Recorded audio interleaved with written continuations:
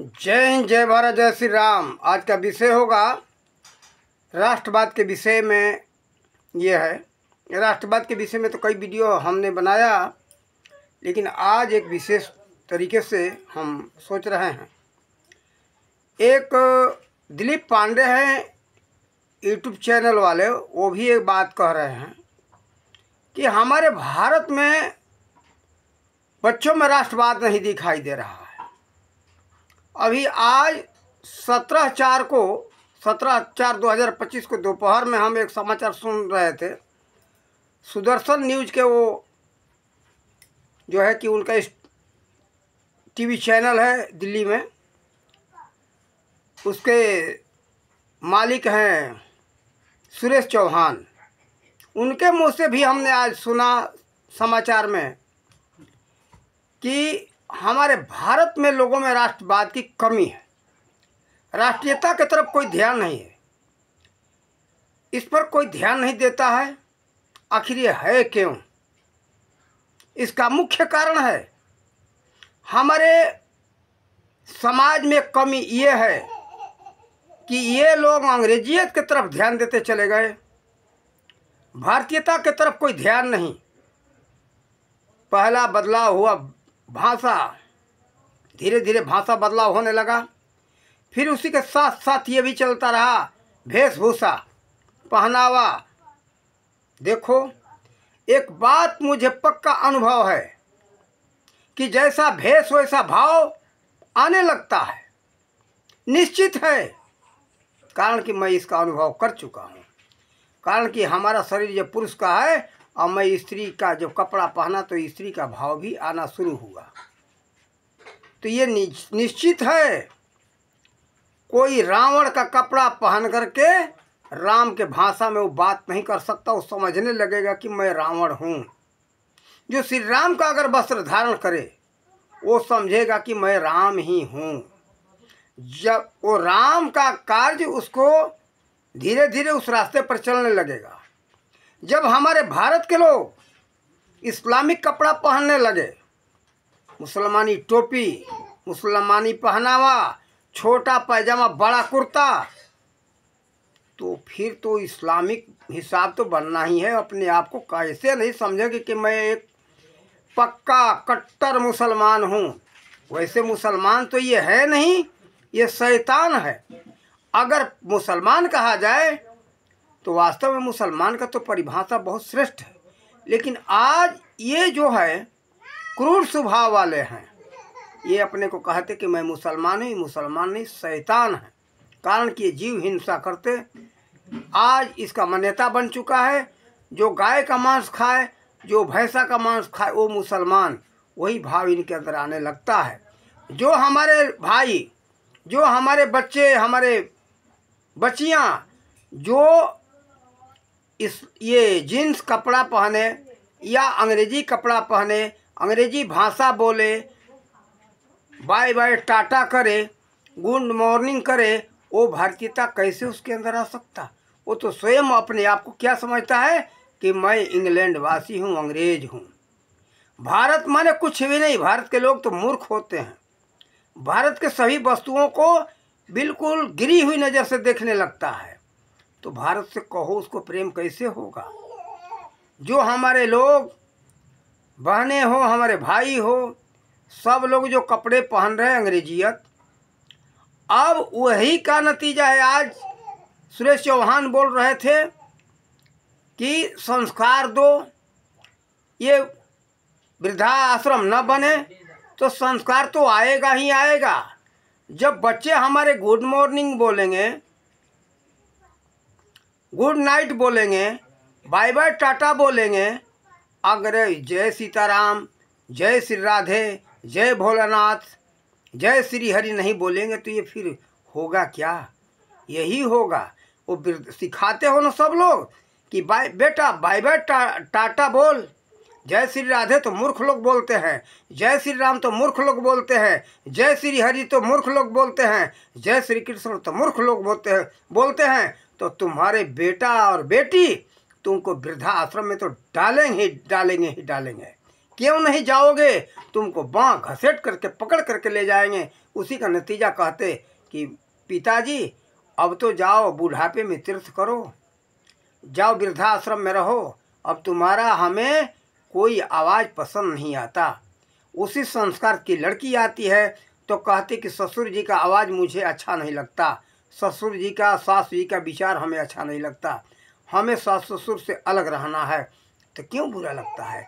अपने बच्चा को बच्ची को जय श्री राधे, जय श्री कृष्ण, जय श्री राम, जय श्री हरि नहीं सिखाते हो, जय श्री भोलेनाथ नहीं सिखाते हो, कहते हो कि तो मूर्खों का भाषा है। और कहते हो क्या बेटा रामायण मत उठाना, रामायण तो मूर्खों का कार्य है, गीता मत उठाना, गीता हाथ मत लगाना, मूर्खों का है, ये तो पिछड़े लोगों का पहचान है। जो हमारे अंग्रेजी में रखा है वो हिंदी में नहीं है, वो संस्कृत में दम नहीं है, तो फिर अब वृद्धाश्रम जाने में क्यों परेशान हो रहे हो? जाओ। और ये लोग जो अंग्रेजियत में पल गए वो भारत को गिरी नज़र से देखते, भारत के सभ्यता संस्कृति को गिरी नज़र से देखते। हमारे जो हम जिस हिसाब से कपड़ा पहनते ना, इस कपड़ा पहनने वाले को ये लोग मूर्ख समझते। लेकिन देख तेरे पास वो चीज़ नहीं है जो हमारे इस वस्त्र में है। इसी वस्त्र वाले ने, इसी वेशभूषा वाले ने, एक हमारी माँ थी गर्गी, वो ऋषियों को प्रश्न किया था प्रवचन में, विद्या में उससे आगे कोई नहीं निकल सका। इसी वेशभूषा की थी माता अंजनी, इतनी वीरता था कि राक्षसों को प्रश्न किया था। इसी वेशभूषा की थी हमारी माँ लक्ष्मी बाई कि जो लड़ करके अंग्रेजों को प्रश्न किया, उसका कहना था कि मर मिटूंगी लेकिन अंग्रेजों के सामने सिर नहीं झुकाऊंगी। पीठ पर अपना बच्चा बांध करके वो लड़ी थी। झांसी वाली रानी वह थी जिसके नाम है मर्दानी। वो सब लोग ध्यान देना, जितने हमारे इसी तरह की हमारे माताएं हुई हैं और धोती कुर्ता वाले ही थे, लेकिन जो लड़ करके अंग्रेजों को परास्त किए। महाराणा प्रताप कौन थे? भारतीय वेशभूषा वाले थे, वो अंग्रेजी से कोई लेना देना नहीं था, अंग्रेजों को और मुसलमानों को परास्त किया। महाराणा प्रताप कौन थे? भारतीय वेशभूषा के थे, और उन लोगों के अंदर जो दम था, जो वीरता थी, तुम्हारे अंदर नहीं है। जरा शर्म करो, सोचो और विचारो। जो अंग्रेजियत में डूबे हो ना, तुम लोगों को बर्बाद करेगा। तुम न इधर के रहोगे न उधर के रहोगे। अंग्रेज बनोगे तो दोगले अंग्रेज बनोगे, अगर मुसलमान बनेगो तो दोगले मुसलमान बने हो, असल मुसलमान नहीं बन सकते हो। जो वो भी दोगले हैं, वो भी असल नहीं है, वो शैतान है। वो भी शैतानों में तुम दोगले शैतान बनोगे। तो अंग्रेज मत बनो, असल भारतीय बनो। छत्रपति शिवाजी के रास्ते पर चलो, महाराणा प्रताप के रास्ते पर चलो। और वीर कुंवर सिंह, जो वीर कुंवर सिंह हुए, बिहार के जिला भोजपुर इस समय बना है, उसमें जगदीशपुर है। वहाँ 80 वर्ष के बुढ़ापे में वो अंग्रेजों से लड़ाई लिए थे। आज यह 80 वर्ष तो जीना लोगों को मुश्किल हो गया, 80 वर्ष तो जीवित नहीं रहते। लेकिन सोचो कैसा उनके अंदर जज्बा था, कैसा जुनून था कि 80 वर्ष की उम्र में वो अंग्रेजों से तलवार उठा करके लड़ाई लिए थे। धोखे से धोखेबाजों ने उनको मरवाया था अंग्रेजों से कि मार दो इनको गोली, ये गंगा पार ये लड़ाई करने जा रहे हैं। तो गंगा में लेकर के घोड़ी सहित कूद गए। तो देखो ये जो है धोखेबाजों से देश अपना परेशान है, उसी में से तुम लोग मत बनो। और तुम लोग जब तक भारतीयता का नहीं अपनाओगे ना, तो जाओ इंग्लैंड में, ये कहेंगे कि दोगले अंग्रेज, वहाँ के अंग्रेज तुमको टिकने नहीं देंगे, किसी किधरों का नहीं रहोगे। वही कहावत है ना, धोबी का कुत्ता घर का ना घाट का, वही सब तुम सबकी दशा होगी। इसलिए सुधर जाओ अभी से, भारतीय सभ्यता संस्कृति को अपनाओ, भारतीय शिक्षा को अपनाओ, और नहीं तो किधरों को नहीं रहोगे। विश्व में सभी भाषाओं की जननी संस्कृत है, सबसे विश्व की शिरोमणि भाषा है। और यहाँ के लोग संस्कृत से भी कट गए, अंग्रेज इस हिंदी से भी कटते जा रहे हैं, तो किधरों के नहीं रहोगे। आज राष्ट्रीयता जो छोड़ रहे हो ना सब लोग, भारत को नहीं समझते हो। भारत का जो धर्म ग्रंथ है, भारत का जो इतिहास है, सबसे श्रेष्ठ है। इस पर जरा तो ध्यान तो दो। विदेशी यहाँ बार बार क्यों आक्रमण करते रहे? क्या कोई कंगाल को लूटता है क्या? वो लोग लूटते हैं और हमारे भारत को कंगाल बताते हैं कि भारत में तो कुछ था ही नहीं। तो भारत में क्या लेने आए थे अंग्रेज और क्या लेने आए थे मुगल? देने नहीं आए थे, भारत को लूटने आए थे और लूट करके लेकर चले गए। लेकिन तुम सबको मूर्ख बनाए, कहे क्या कि भारत में तो कुछ है नहीं। तो भारत में जो था नहीं तो भारत में क्या लेने आए? क्या यहाँ बना के गए? जो है सो सब तो हमारा है, भारत का ही सब कुछ है और उसी पर अपना मोहर लगा दिए कि हमारा है और उसी को मोहर लगा करके हमको दिखाते कि हमारा है, अंग्रेजों का कुछ नहीं है, मुगलों का कुछ नहीं है। कुतुब मीनार का जाकर के इतिहास देख लो, ये भारत पे था। उसको बनाने वाले थे सम्राट अशोक, उसको बनवाने वाले थे किसके सिद्धांत से था बना था? उनका नाम था बराहमिहिर। उसका कुछ सिद्धांत भी बताया हूँ और 2023 में उसका वीडियो डाला, उसको जाकर देख लेना कुतुब मीनार का। वो हमारे सखी दर्शन सागर चैनल पर पड़ा हुआ है। अप्रैल महीना में ऐसे कुछ है, जून महीना में बनाए थे। उसका विशेषता इसमें भी बता दे रहा हूँ, जाकर के आज के माई के लाल उसको कोई बना नहीं सकता। पृथ्वी से वो जो 5 जो सूर्य होता है ना, वो हिसाब से 5 अंश झुका हुआ है दक्षिण तरफ। क्यों कि 16 जुलाई को उस पर प्रकाश पड़े तो सीधा प्रकाश पड़े खड़ा, ताकि उसका प्रतिबिंब न रहे। ऐसा इस हिसाब से बनाया गया था कि 16 जुलाई को ठीक 12 बजे दिन में उसका प्रतिबिंब गायब हो जाता है। कारण यह कि 5 अंश दक्षिण तरफ झुका हुआ है। ये आज तक माई का लाल कोई भेद नहीं बताया है। जाकर के इतिहास में देख लो, जो ये भेद बता रहा हूँ। उसका 84 गज ऊंचाई था, लेकिन मुगलों ने 4 गज तोड़वाया ताकि दक्षिण तरफ झुका हुआ है, कहीं टूट करके गिर न जाए। उसके बाद फिर क्या हुआ कि ये अंग्रेज आए तो 4 गज तोड़वाए।